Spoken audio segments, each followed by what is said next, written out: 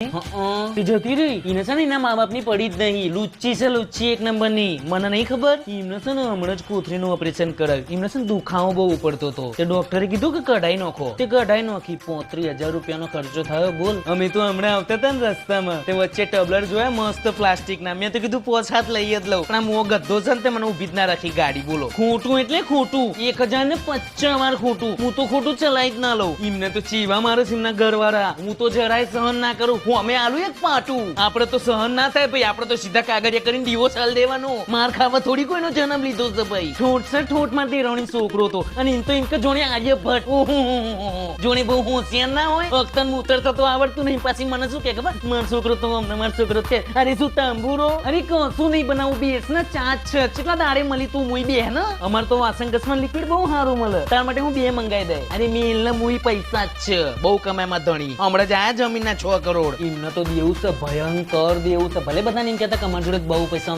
વ્યાજ પર